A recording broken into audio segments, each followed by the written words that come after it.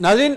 America को एक बहुत बड़ा झटका लगा है मशरिक़ वस्ता में, खासकर ट्रंप के लिए बड़ी परेशानी का बाइस बन गया है। आयतुल्लाह खामनाई के करीबी नूरुल मालिकी इराक के नए वज़ीर आज़म बनने के करीब पहुंच चुके हैं। मैं हूं इरफान रैना और आप देख रहे हैं न्यूज़ 18 का सोशल मीडिया प्लेटफॉर्म।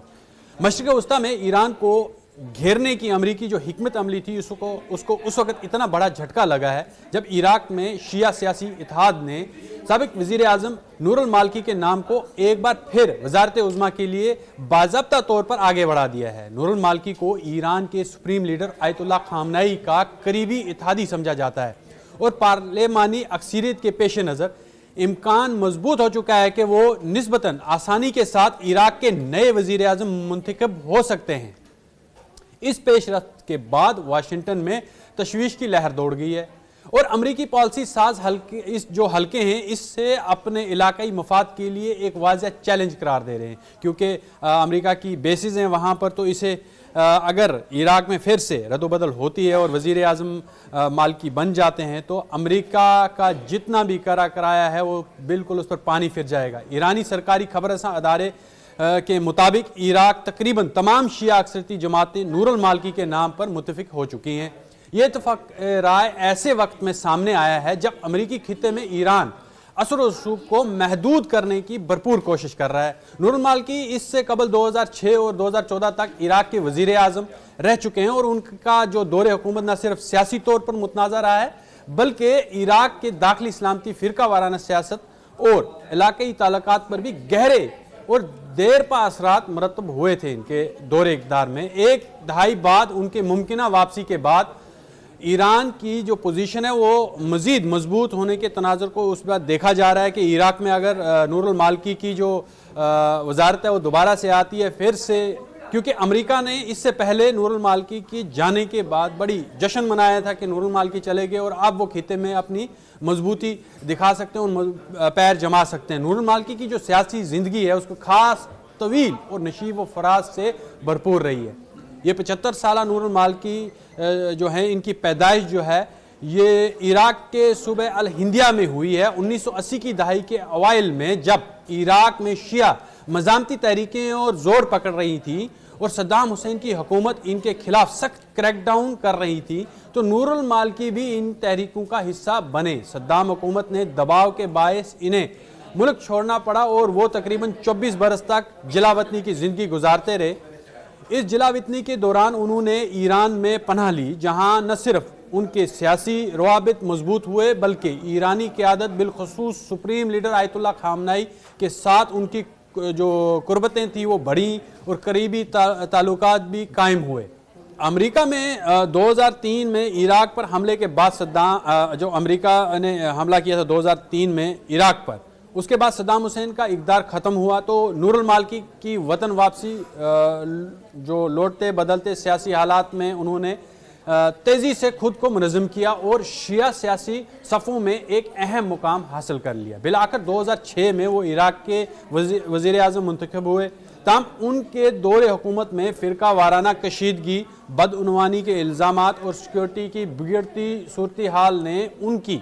हुकूमत को शदीद तनकीद का निशाना बनाया था। 2014 में दाइश के खतरे ने इराक को हिला कर रख दिया था। नूरुल मालिकी की वज़ारत उज़्मा छोड़नी पड़ी इसी वजह से, क्योंकि उस वक्त हालात जो है वो काफ़ी बदस्तूर बदल रहे थे और काफ़ी बिगड़ चुके थे। इस वक्त अमेरिका ने उनकी रुखसती में अहम किरदार भी अदा किया था और वाशिंगटन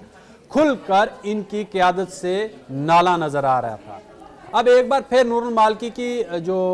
वापसी का इम्कान बढ़ गया है और अमेरिका की तशवीश में इजाफा कर दिया है। वाशिंगटन को खदशा है कि उनकी हुकूमत इराक को मज़ीद ईरान के करीब ले जाएगी और अमेरिका का असर व रसूख महदूद कर देगी। इस तनाज़ुर में अमेरिकी वज़ीर ख़ारजा मार्को रूबियो ने इराक के मौजूदा वज़ीर आज़म मोहम्मद शिया अल सुदानी से टेलीफोन पर रब्ता किया और अमेरिकी जो महकमा ख़ारजा के मुताबिक रूबियो ने इस फैसले को नहायत ही गलत करार देते हुए कहा कि ईरान के ज़ेर असर हुकूमत इराक के कौमी मफादात को तरजीह नहीं दे सकती। उन्होंने खबरदार किया कि ऐसी हुकूमत ना तो इराक को इलाकाई तनाज़े से दूर रख सकेगी और ना ही अमेरिका और इराक के दरमियान बाहमी जो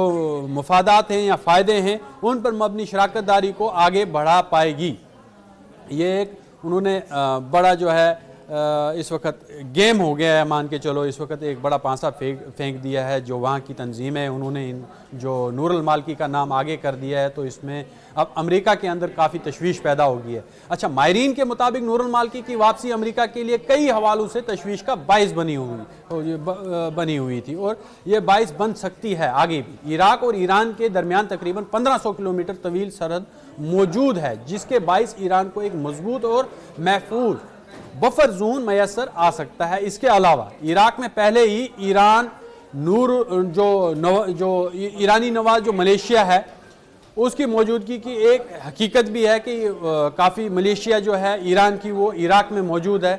छोटे छोटे दड़ों में ही, लेकिन वो मुतहद हैं। और नूरुल मालकी की हुकूमत में इन ग्रोहों को मजीद सियासी और अदारा जाती हमायत मिलने का इम्कान जाहिर किया जा रहा है कि इनको एक हमायत मिलेगी और ये मजबूती से खड़े हो जाएंगे। ईरान के खिलाफ किसी मुमकिन फौजी कार्रवाई की सूरत में भी इराक की जो जगराफी अहमियत है गैर मामूली हो जाती है, क्योंकि सऊदी अरब पहले ही अपने फ़िज़ाई हदूद के इस्तेमाल से इनकार कर चुका है। ऐसे में अगर इराक के साथ ये खड़ा हो जाता है, ईरान जो है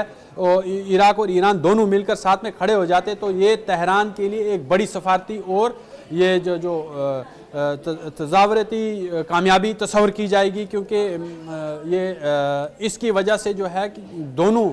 ममालिक के बीच में बफर जोन पैदा हो जाएगा। दोनों की तंजीमें जो हैं छोटे छोटे ग्रोह वो मजबूती से खड़े हो जाएंगे, तो अमेरिका की बेसिस को भी खतरा हो जाएगा, उन्हें निकलना वहाँ से पड़ेगा ही। क्योंकि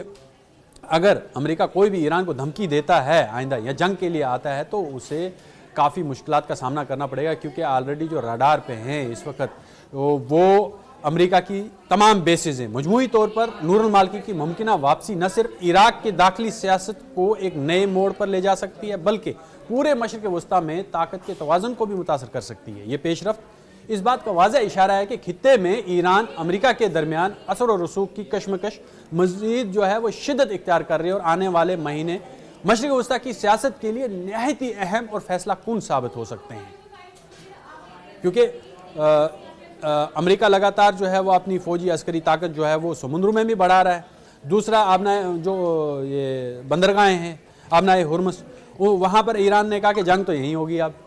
इसी रास्ते से होगी। यमन भी खामोशी से तैयारी कर रहा है, वो भी रास्ता ब्लॉकेड कर देगा अगर, तो अमेरिका के लिए कितनी मुश्किलात होगी। और नेटो को लगातार अमेरिका धमकियां दे रहा है, कनाडा को धमकी दे दी, ग्रीनलैंड को धमकी दे दी, तो इस यहाँ ये बात साफ वाज़ेह तौर पे जाहिर हो जाती है कि अमेरिका कहीं ना कहीं बौखलाहट का शिकार है और ख़ास तौर पर ट्रंप जो है वो कहीं ना कहीं गलत फैसले कर रहे हैं, जिसकी वजह से पूरा खित्ता जो है वो जंग की भट्टी में जल उठेगा अगर एक भी गलत स्टेप अमेरिका ने लिया। क्योंकि ईरान पूरी तरह से तैयार है और ईरान ने वाज़ेह तौर पर कह दिया है कि अगर एक बार भी अमेरिका ने हमला किया तो इसे जंग तस्वर किया जाएगा और पूरा खित्ता जो है वो जंग की लपेट में आ जाएगा। तो अमेरिका सोच समझकर फैसला करे कि उसे जंग अगर करनी है तो